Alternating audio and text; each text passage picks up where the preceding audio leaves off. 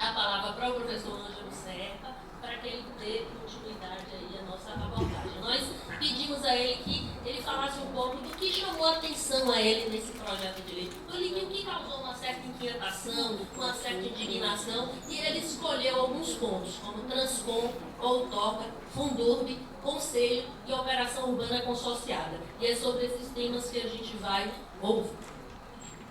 Bom, em primeiro lugar, boa tarde. Só um minutinho, professor, me perdoe. Eu queria registrar aqui a presença dos vereadores, porque afinal esse projeto está na Câmara. E para a gente, esse evento é para todos nós, mas ele é especialmente para os vereadores. Então a gente quer, em nome do Ministério Público e da própria sociedade civil, agradecer muito os vereadores que estão presentes. Estou vendo o vereador Valdir Pires, Aladilce, me ajude aqui, gente, que eu estou esquecendo.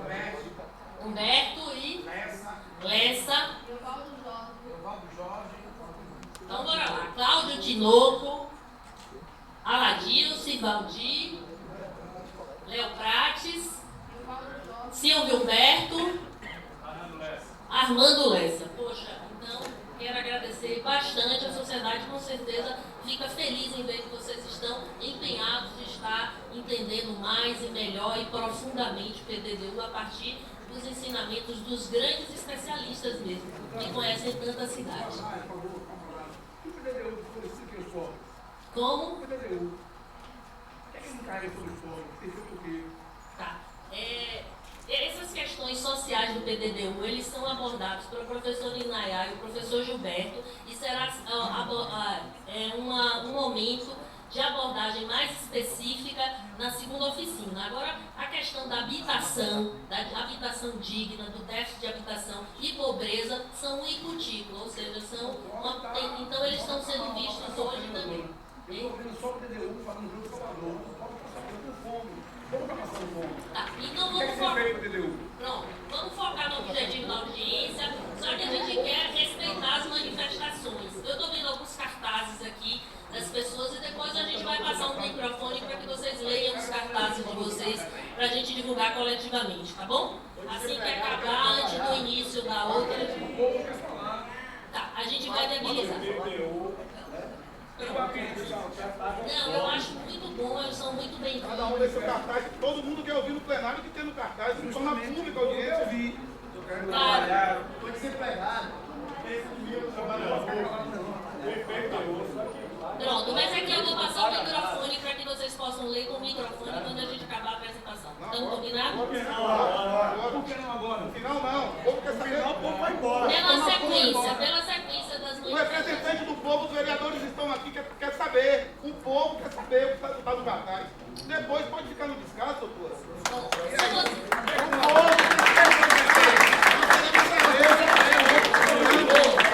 Eu vou pedir então. Bom, eu vou pedir que viabilize então o material para vocês poderem fixar os cartazes na hora do intervalo entre uma palestra e outra. E no início e na discussão a gente disponibiliza o microfone. Eu estou coordenando os trabalhos. Um pouco de disciplina é sempre importante. Então vamos nos respeitar mutuamente. Obrigada. Então. Nós pagamos o PTU. Bora lá, podia. Peraí, todo mundo, né? Então vamos fazer Vamos olhar primeiro a gente, depois. Gente, vamos fazer o seguinte. Vocês concordam que a gente afixe os cartazes e deixe perenemente durante toda a audiência? Então eu vou viabilizar o material para fixar. Vocês gostariam de ler em voz alta o conteúdo dos cartazes? Vou viabilizar o microfone. Então, da mesma forma, eu peço a compreensão de vocês. A gente vai fazer isso assim que chegar o material para fixar os cartazes. Vou viabilizar o microfone sem fio até vocês. Agora, eu vou pedir também a compreensão para que a gente siga aqui a sequência da oficina e vou passar a palavra para o professor Ângelo. Pode ser assim? Então, obrigada. Eu acho interessante que isso ocorra, né? Até porque me parece que foi isso que marcou todas as audiências públicas da Prefeitura Municipal de Salvador. Todas. Isso está registrado em vídeo, então eu não preciso aqui contar para vocês, está registrado em vídeo. A falta de participação, uma participação tutelada na elaboração desse projeto de lei. Isso tem que ser dito aqui com todas as letras, né? Então, me parece que há uma incompreensão do que se trata aqui. Se trata de uma oficina, gente, justamente para tentar viabilizar uma participação mais qualificada de todo mundo que quiser participar das audiências públicas da Câmara Municipal.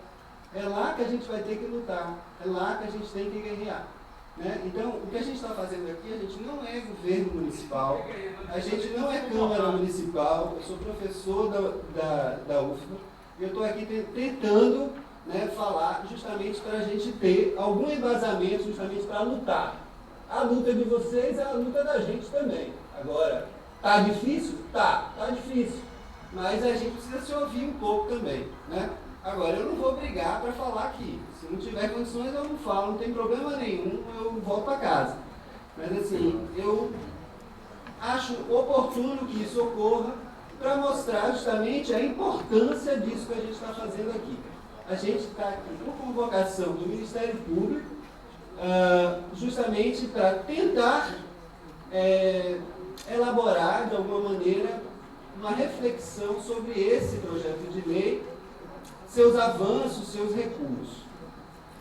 Bom, dito isso, eu queria falar especificamente sobre as operações urbanas consorciadas, que me parece uma coisa importante, e também os instrumentos de outorga, onerosa e Transcom, além da questão do Conselho Municipal de Salvador e do Fundus. Eu preparei aqui um texto para ler, porque eu sabia que ia ser relativamente breve a minha fala, né?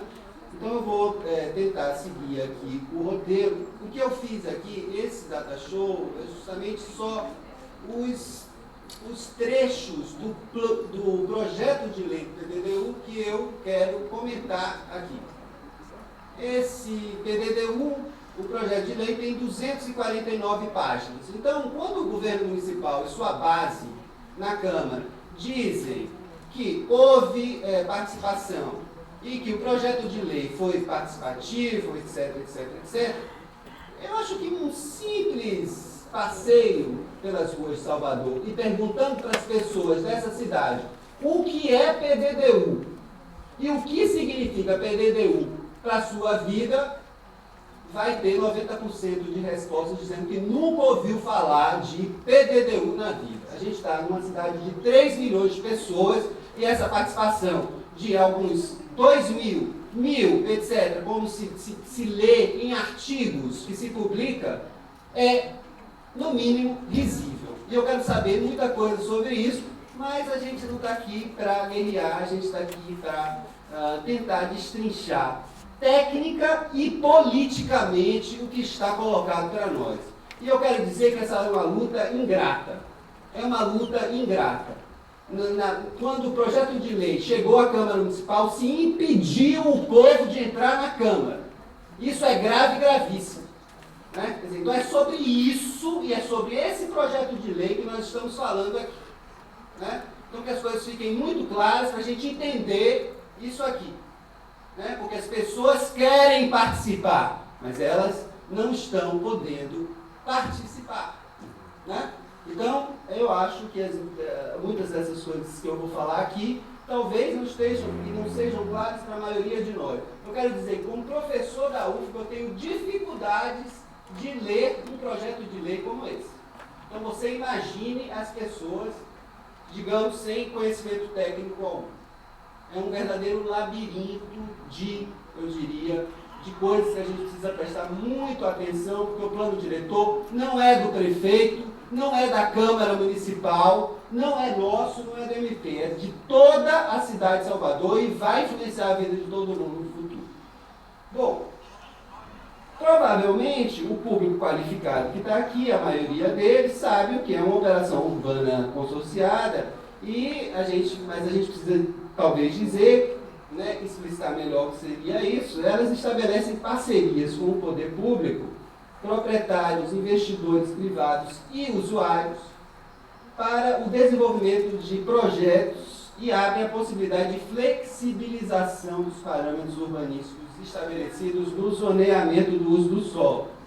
Então, com isso você pode alterar inclusive as características dos parcelamentos. Então, em geral, elas são usadas para grandes obras de infraestrutura e alteração no uso de imóveis, né? Bom, eu acho, então, que é necessário a gente atentar para os perímetros demarcados para as operações urbanas consorciadas nas áreas definidas no PL e no mapa 8, pois elas representam a introdução de leis de exceção que exigem controle da sociedade e transparência para planejamento e gestão de tais operações, ao tempo em que elas indicam também onde estão os interesses do mercado imobiliário e justamente onde estão os interesses para antecipar os seus lucros futuros. Daí, a gente já pode ler os três perímetros, né? A novidade, por exemplo, é o bairro da Ribeira, Colina do Bonfim, Monte Serra, Baía de Itapajipe, né? Delimitando-se a partir da calçada até o Lobato. Na operação 2, a gente está vendo ali, a gente tem uma ampliação desse perímetro para bairros como Engenho Velho de Brocas, Fazenda Garcia, né? Bairros dos Barris, Tororó, Nazaré e também o Centro Histórico. E finalmente a operação 3, né? Que pega lá desde a boca do rio até Jaguaribe, passando pelo Parque Metropolitano de Pituaçu, aliás, destacado como elemento beneficiário integrador dessa operação urbana. Observem esses perímetros. É aí que estão os interesses do mercado imobiliário. É aí que nós devemos prestar atenção e lutar, porque aí está claramente. Eu inclusive, desafio, assim como é muito difícil a gente detectar os vazios urbanos e os apartamentos desocupados, que são milhares na cidade, conforme a Ângela falou antes, né, é também muito complicado a gente mapear onde estão os interesses do mercado imobiliário, os interesses futuros. Eles estão aí. É aí que eles estão. Né? Bom, por quê? Porque as operações urbanas elas vão suspender todos os parâmetros urbanísticos que estão no plano. Né? Então, essas operações elas podem introduzir novos parâmetros urbanísticos específicos, como coeficientes de aproveitamento máximo maiores ou maior altura dos prédios, por exemplo, através de uma legislação específica para cada caso, de acordo com o artigo seguinte na mesma seção, o artigo 301. Né? Vocês vão lendo aí, para eu não perder tempo lendo os trechos da lei, tá? Essas leis específicas das operações urbanas, elas serão, de acordo com o artigo 302 da mesma seção 10, submetidas à apreciação prévia do Conselho Municipal de Salvador, que, no entanto, mantém seu caráter consultivo nesse PL. E a gente vai voltar a isso mais à frente. Mas, por ora, convém ressaltar que os 6 delimitados no PL mostram claramente onde estão os interesses do mercado imobiliário, tão amplamente defendidos nos últimos meses na mídia.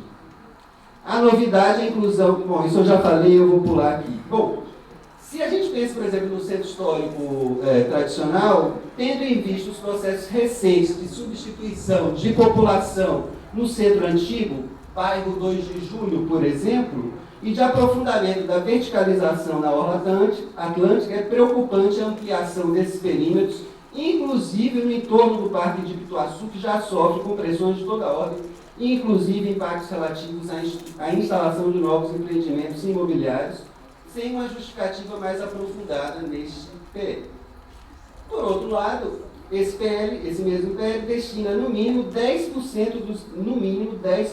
dos recursos obtidos pelo poder público com as OL 6 para programas habitacionais de interesse social, de acordo com o artigo 303 da mesma seção. A questão aqui, para mim, é que o teto mínimo para aplicação em habitação de interesse social é muito baixo, devendo, a nosso ver, ser mais elevado para que, de fato, haja contrapartida social com investimentos mais substanciais em ZEIs, de modo a enfrentar o déficit habitacional da demanda não solvável em Salvador. Se a gente segue aqui, a gente vai observar que existe também o instrumento da outorga onerosa de alteração de uso, que ele vai ser, será apenas no âmbito das operações urbanas consociadas que esse instrumento da outorga onerosa de alteração de uso poderá ser usado.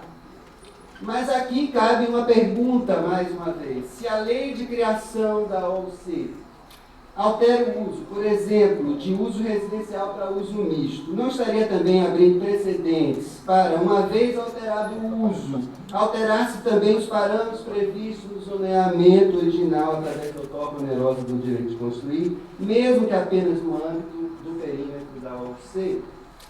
Bom, aí eu avanço aqui para falar justamente sobre a outorga onerosa e a Transcom, que são instrumentos que deveriam ser utilizados para favorecer ou inibir o adensamento de determinadas áreas do município ou para preservação de áreas de patrimônio cultural e ambiental e seu entorno. Os recursos arrecadados devem alimentar um fundo para desenvolvimento urbano, o Fundurbs. O primeiro, outorga, envolve ações entre poder público e iniciativa privada, e o segundo é uma ação entre particulares. Chama atenção no título 8, Ordenamento Territorial, nos artigos do capítulo 2, Macrozoneamento, que esses dois instrumentos estão previstos e poderão ser utilizados para praticamente todas as macroáreas na macrozona de ocupação urbana, independentemente dos perímetros estabelecidos para as OUCs e para o Transcom, inclusive como áreas de origem e de destino. Então a gente tem lá 5 macroáreas de estruturação urbana, integração metropolitana, urbanização consolidada, reestruturação da borda da Baía de Todos os Santos e de requalificação da orla atlântica. Apenas a outorga onerosa de alteração de uso não está prevista nas macroáreas de reestruturação da borda da Baía de Todos os Santos e de requalificação da borda atlântica, e esta última borda atlântica aparece apenas como área de origem de Transcom. Bom, na macrozona de conservação ambiental, o PL está correto, porque não está porque nessa macrozona não é previsto, quer dizer, na macrozona de conservação ambiental, a outorga onerosa não está prevista e ela é considerada a área de origem de Transcom. Bom, a impressão que se tem, quando se fala sobre isso, é que para a macrozona de ocupação urbana, o macrozoneamento não estabelece critérios claros para a aplicação dos instrumentos da outorga e da Transcom, o que demonstra incompreensão de seu funcionamento, já que sua má aplicação pode alterar e desestruturar completamente o zoneamento original previsto no PL. Esses instrumentos permitem a agilização da capacidade de intervenção do poder público, mas podem gerar também um descontrole significativo dos resultados físico-espaciais para o desenvolvimento urbano no município. Especialistas no assunto recomendam uma definição cuidadosa das áreas receptoras ou de destino dos excedentes que devem ser outorgados ou vendidos com certa previsão dos resultados finais dos conjuntos edificados. Então, por outro lado, sua aplicação implica em uma regulamentação urbanística rígida e um processo efetivo de planejamento e de gestão urbanos para possibilitar a sua aplicação. Ou seja, o PL atual não contempla uma definição cuidadosa das áreas receptoras e doadoras no interior das macroáreas, remetendo a legislações específicas futuras. E eu pergunto aqui, isso será contemplado na elaboração da LOS? Ou serão elaboradas leis específicas para cada aplicação desses instrumentos? Sobre o Fundurbs, o Fundo Financeiro de Suporte às Políticas Públicas. De acordo com o artigo 344 do capítulo 4 do título 8, o Fundurbs tem como finalidade dar suporte financeiro à implementação das diretrizes dos planos, programas e projetos integrantes ou decorrentes do plano diretor. Além disso, será administrado por conselho gestor, indicado pelo Poder Executivo entre os membros do Conselho Municipal de Salvador. E seu plano de aplicação dos recursos financeiros será debatido com o Conselho Municipal de Salvador e, em seguida, encaminhado ao prefeito municipal, que, aprovando, encaminhará anualmente anexo à Lei Orçamentária Anual para aprovação do Poder Legislativo Municipal. No PL, ainda no capítulo 4, como vocês estão vendo aí, se discrimina as fontes de recursos do Fundubs. É interessante porque, dá uma olhada nisso, são 6 itens, tá? Eu vou passar para o próximo. E no PDDU anterior, eram 12 itens que alimentariam o fundo, tá? O que está marcado em vermelho é o que não aparece nos recursos discriminados no PL atual. Esse é o PL atual e esse é o... Não sei se está dando para ler, né? Mas eu acho curioso, então, né? Porque, afinal, o PL atual não contempla um maior detalhamento de fontes de recursos para o Fundubs, como no PDDU anterior. Exclui, por exemplo, a contribuição de melhoria. Gente, a gente está trabalhando para vocês aqui também, a gente não está ganhando nada por estar aqui, viu? A gente não é governo, a gente não tem mandato, a gente está aqui voluntariamente tentando justamente subsidiar a atuação de todo mundo aqui. Então, brigar por falar é meio chato, né? Então, a gente não entende por que se exclui, por exemplo, a contribuição de melhoria dessas fontes ou os 10% do produto de multas impostas por infrações administrativas e condenações judiciais, entre outros. Estão vendo aí, né? Então, aliás, em relação à contribuição de melhoria, o instrumento é citado apenas uma vez no PL, no item 3 do artigo 363, da seção 3 do capítulo 7. Esse é o labirinto do PL. Tá? Então, vocês já viram, né? Ao contrário.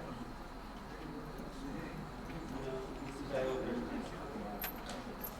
Por hora a gente fica por aqui mesmo. Não, eu vou lá para frente, eu botei no lugar errado. A aplicação da contribuição de melhoria, vocês estão vendo aí do que se trata, né? Bom, eu aqui abro um parênteses para comentar a tentativa de extinção. Aliás, os vereadores presentes poderiam me responder essa pergunta, porque eu encontrei fontes muito contraditórias de informação.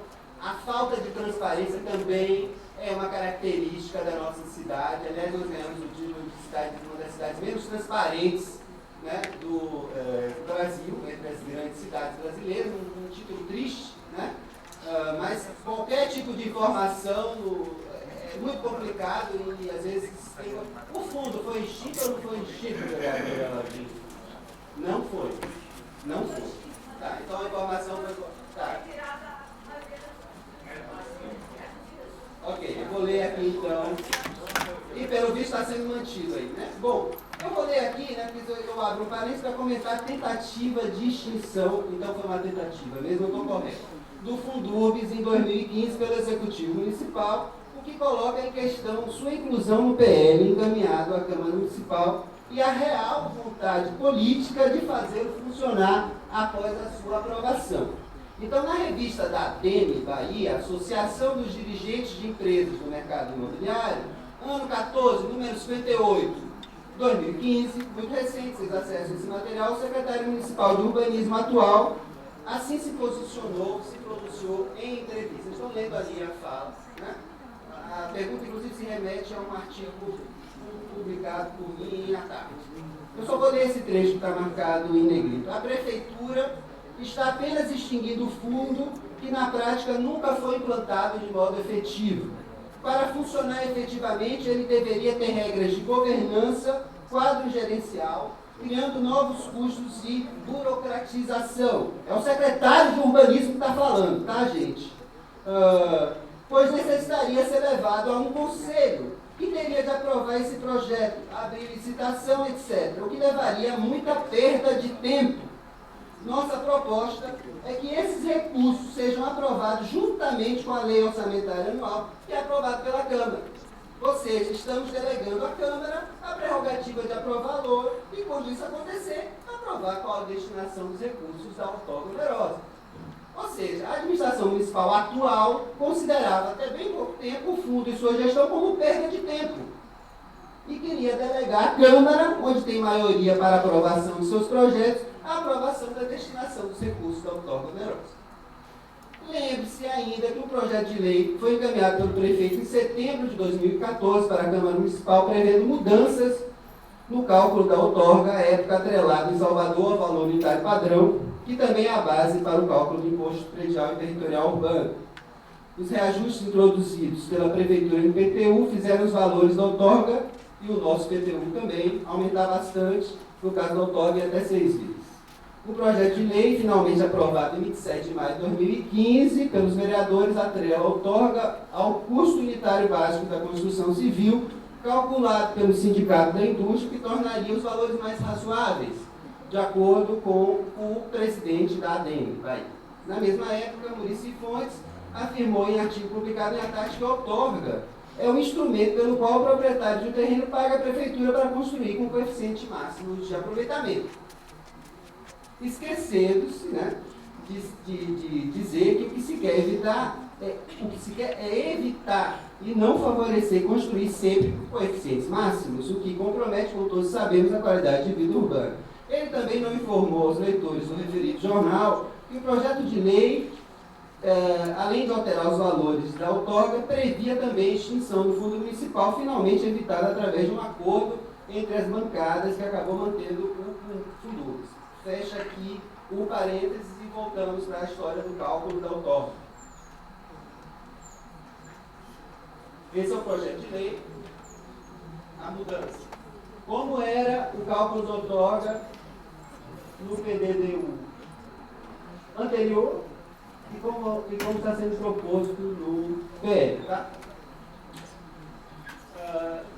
Então, o interessante é que no PL do plano diretor atual, volta o valor unitário padrão como base de cálculo. Né? Eu falei, nossa, mas que interessante, né? Primeiro, não, agora sim, por que será? Mas tem pegadinha aí, viu, gente? Preciso estudar esse PL muito direitinho, tá? Eu perdi meus últimos 15 dias fazendo isso, por isso que eu estou a fim de passar essa bola aí agora para frente, para ver quem continuar aí no labirinto, tentando achar as coisas, né? Bom, então a gente observa que o VUP volta, mas há uma coisa aí nova, o tal do FDU e do FS, né? O FDU é o fator de desenvolvimento urbano, que vocês estão lendo aí, pode variar de 0 a 1,2, o FS é o fator social, pode variar de 0 a 1, e há quadros, quadro 3 e quadro 4 anexados ao PL, justamente com esses valores para as diferentes áreas da cidade. Então, a gente observa que o VUP volta, mas há o FDU e o FS que parecem se constituir em atenuantes para o cálculo da outorga, em substituição ao CL, conforme a fórmula em vigor. Só para voltar para trás um pouquinho, vocês verem que lá você tem o CL, né, que é o coeficiente de localização do imóvel, e aqui na nova você tem esses tais do FDU e do FS. Né? Bom, então, falando ainda sobre a gestão, voltando a falar da gestão dos recursos do Fundurbes e abrindo para falar, meu último assunto aqui, a atuação do Conselho Municipal de Salvador. Né?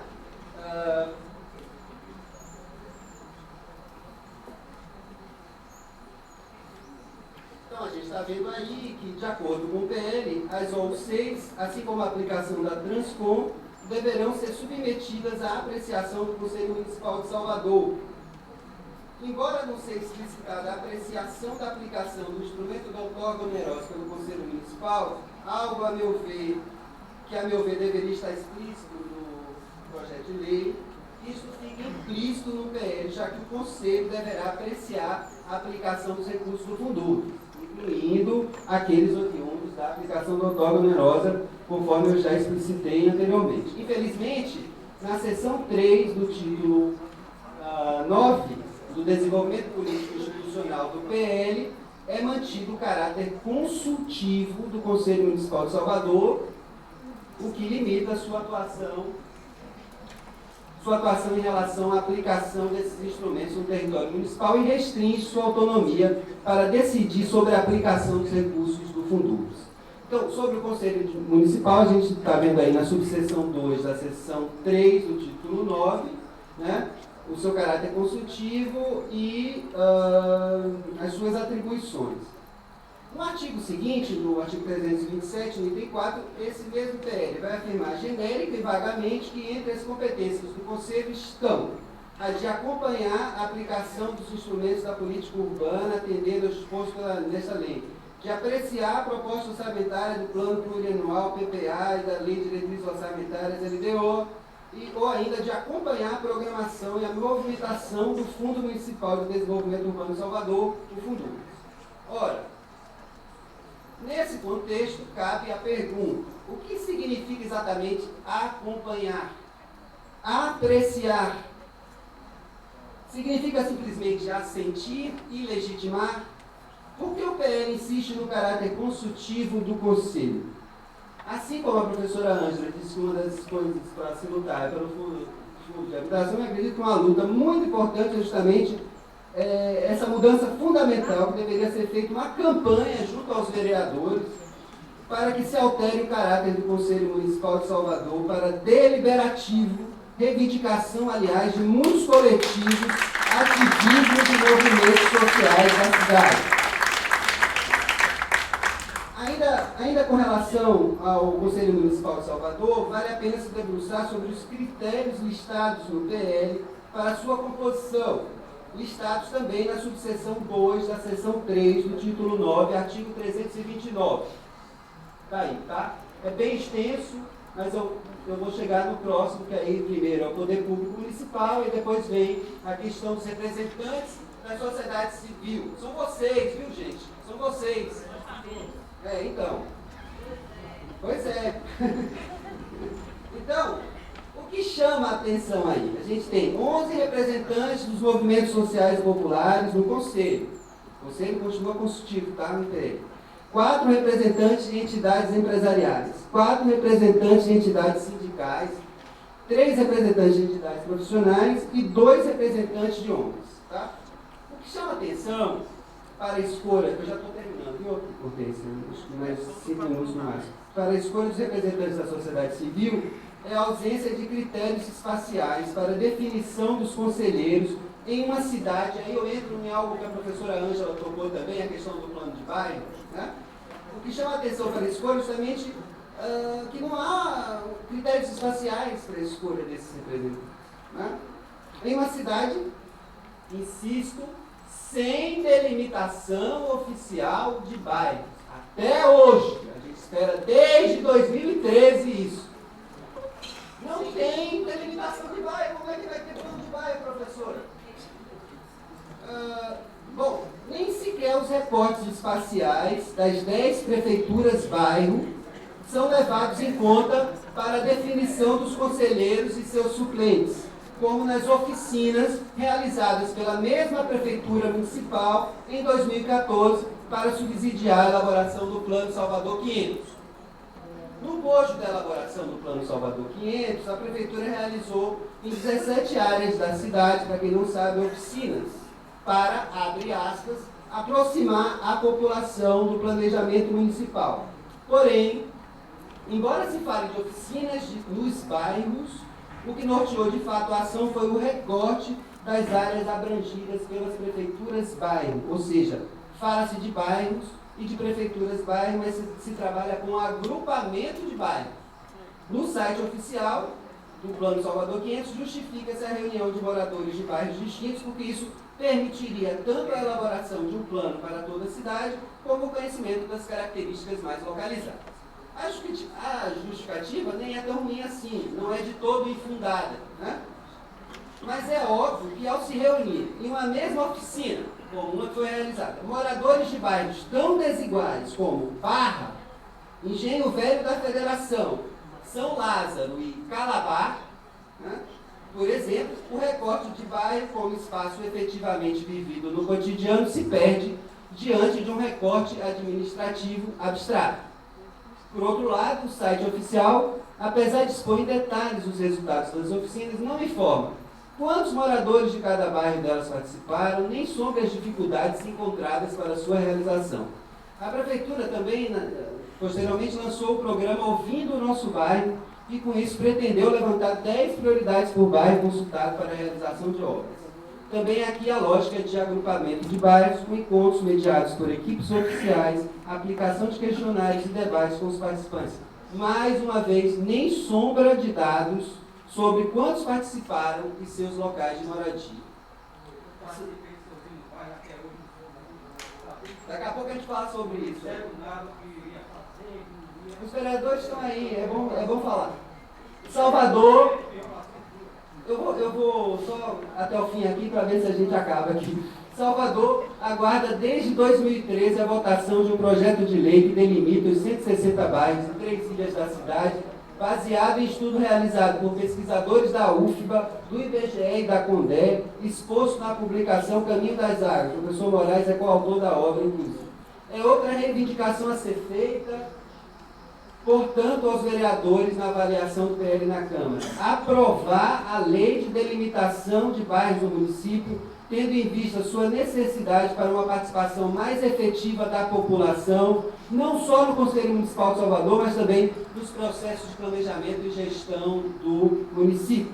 E que os limites de bairro, aliás, sejam considerados no PL, inclusive nos mapas expostos no projeto de lei. Isso seria importante também para a elaboração de planos de bairro, como previsto, está previsto. Ali é uma passão, mas está previsto. No item 3, do artigo 4 do capítulo 2 do título 1, dos fundamentos, abrangência e finalidades do PL.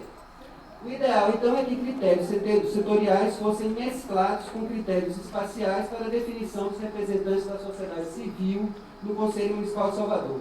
E que esses critérios incluíssem a reflexão sobre os bairros de moradia dos conselheiros. Por exemplo, mesmo no orçamento participativo de Porto Alegre, experiência tida como exitosa e emblemática da participação da população, trabalhos científicos apontam para o descompasso entre os espaços de vivência da população, os bairros e os espaços tomados como base para determinar os percentuais de participação das lideranças, em geral pinçadas de espaços abstratos maiores, as regiões administrativas. Esses espaços, assim como no PL aqui, as macrozonas ou macroáreas, não se legitimam no cotidiano dos habitantes da cidade e colocam em xeque a representatividade das comissões de discussão e decisão das políticas públicas resultantes do orçamento participativo lá em Porto Alegre. A mesma premissa deve ser aplicada aqui à reflexão sobre a legitimidade das representações da sociedade civil no Conselho Municipal de Salvador, já que é necessário saber quais são os recortes espaciais que servem de referência para a mobilização da população e o processo de eleição de prioridades e escolha dos conselheiros, condicionando e orientando a participação popular. Afinal, se pergunta aqui, né? Os recortes territoriais, desde o macrozoneamento até os perímetros das OL6 e as áreas de atuação das prefeituras dos bairros, utilizados no PL, consideram as tradições de organização da população ou são, pelo contrário, em maior ou menor grau, uma imposição de cima para baixo de uma malha territorial? Por fim, eu gostaria de mais uma vez enfatizar a importância de se desenvolver um caráter deliberativo ao Conselho Municipal de Salvador, tendo em vista os problemas detectados pelo Participa Salvador em relação ao encaminhamento deste PL que ora analisamos à Câmara de Vereadores pelo Executivo Municipal. Em reunião realizada na Secretaria Municipal de Gestão, a Prefeitura de Salvador encerrou a discussão da minuta do novo Plano Diretor de Desenvolvimento Urbano com o Conselho Municipal de Salvador no dia 16 de novembro de 2015. Em um sábado, dia 11 de novembro de 2015, a Prefeitura entregou a segunda versão do PL do PDDU ao Conselho Municipal em uma primeira reunião que discutiria o documento, o que foi feito de forma sucinta, onde ficou claro que não se tinha conhecimento do objeto. Alguns dias depois, fez a segunda reunião. Segundo o Participa, abre aspas, com uma dinâmica semelhante à das audiências públicas realizadas para discutir o plano, quando alguns poucos conselheiros e convidados fizeram considerações pontuais e sugestões de mudança no texto, sem a garantia de que serão aceitas, ficou claro que o Conselho Municipal não fará qualquer manifestação voltada sobre a nova minuta do projeto de lei do PDDU. E nem teria tido muito tempo para isso, pois a segunda minuta, com 405 artigos que deveriam ser analisados, foi divulgada 5 dias antes apenas, e a Prefeitura encaminhou de fato o projeto no dia 18 de novembro, após apenas 2 reuniões do Conselho. Ressalte que menos de 10 conselheiros titulares de um universo de 41, se não me engano, estiveram presentes à reunião no dia 16 de 11 de 2015.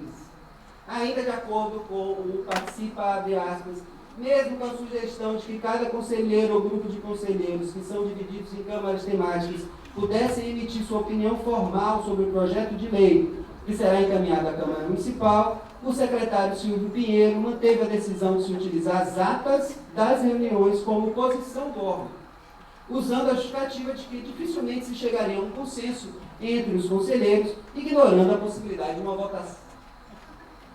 Sequer foram disponibilizados os mapas que deveriam acompanhar a minuta para que os conselheiros discutissem as propostas. Então, por fim, o Participa ainda ressalta que o Conselho Municipal de Salvador não está incluído entre os responsáveis pela elaboração do projeto executivo do Plano Salvador 500, PDDU e LOUS. A situação está em desacordo com o que é recomendado pela Resolução número 25/2005 do Conselho Nacional das Cidades, que prevê a participação do Conselho da Cidade na etapa de elaboração do PDDU dos municípios onde ele estiver constituído, o que finalmente, e é bom que nós saibamos disso, e é bom que a gente esteja aqui no auditório do Ministério Público da Bahia, né? O que finalmente coloca em xeque a constitucionalidade deste PL encaminhado para aprovação na Câmara Municipal.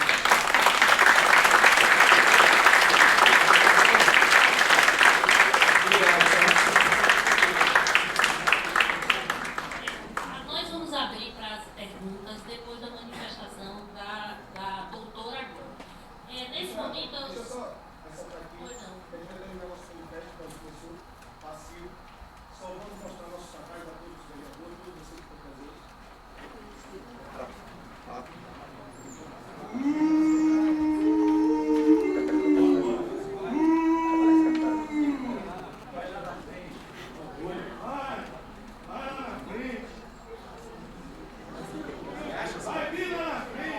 O pobre é palhaço, né?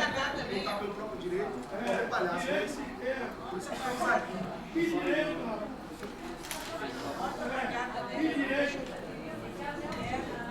Quero trabalho. Tô desempregado, quero trabalhar. Hortência, inimiga do trabalhador. Hortência, Hortência, me dê meu salário. Hortência, pague a Bits. Essa é boa. Estou com fome.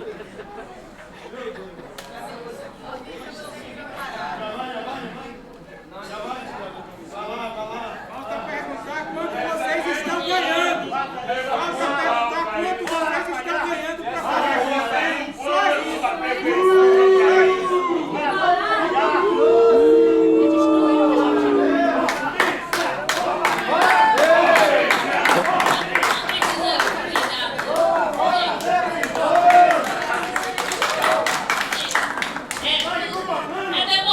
É democrático, né? A gente briga tanto por democracia, então vou respirar aqui e fazer um exercício de democracia.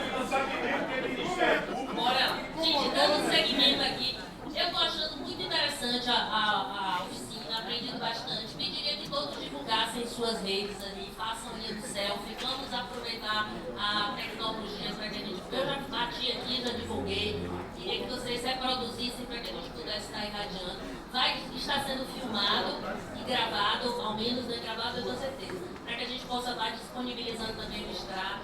E vamos para frente, né? Então, eu quero agradecer muito ao professor, ele fez o dever de casa mesmo, um trabalho minucioso, cuidadoso, e esse compromisso vai ser disponibilizado. Então, eu vou estar disponibilizando, deixando, né, no arquivo, e vamos colocar no resumo das oficinas. E eu acho assim, muito importante, porque no trabalho mediador, um pouquinho conversar sobre as palestras. Essa questão que o professor levantou da extensão da operação urbana consorciada, ela não tem precedente. São áreas enormes, envolvem mais de 350 mil pessoas que residem nessas áreas.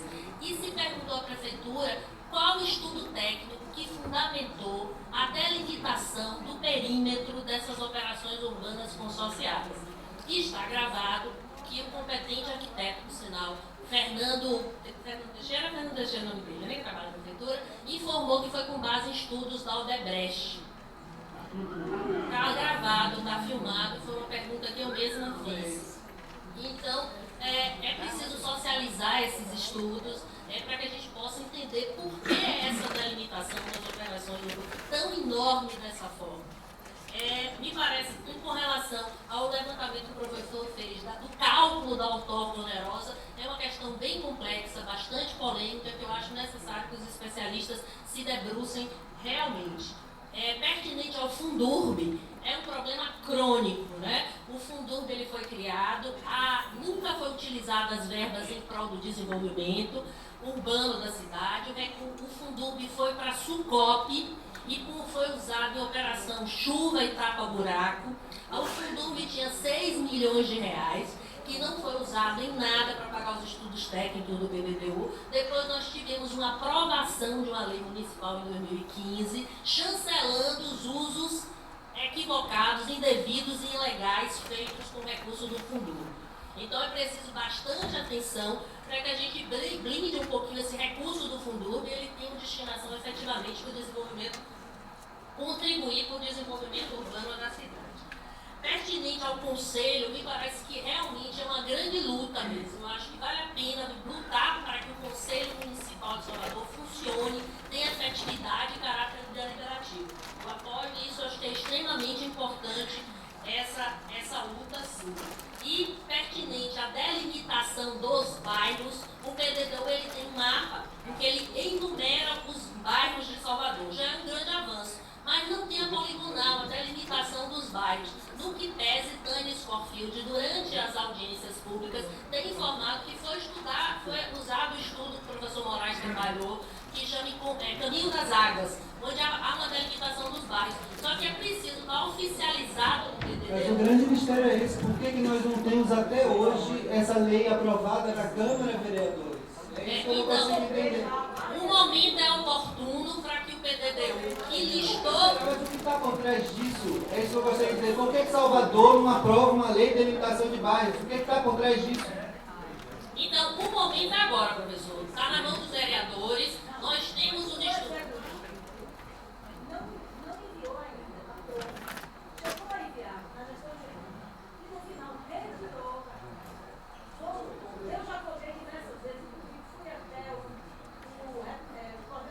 Vereadora, mas eu estava falando no sentido de que pode constar no PDDU atual como um mapa dentre os que forem listados, inclusive neste próprio mapa que enumera os bairros, ele pode estar também sobreposto à delimitação. E é muito conveniente que isso seja feito. Então, a ideia, a força dessa palestra, eu acho que tem uma conexão com o que o professor Ângela Gordilho falou, com o que o professor Ângelo Serpa, e eu encontro a conexão maior da operação urbana consorciada. A importância de que a gente reflita sobre essa grande extensão da operação urbana consorciada e se efetivamente ela atende o interesse da maioria da cidade ou se ela privilegia de uma forma indevida ou direcionada assim, indevidamente interesses econômicos do mercado imobiliário.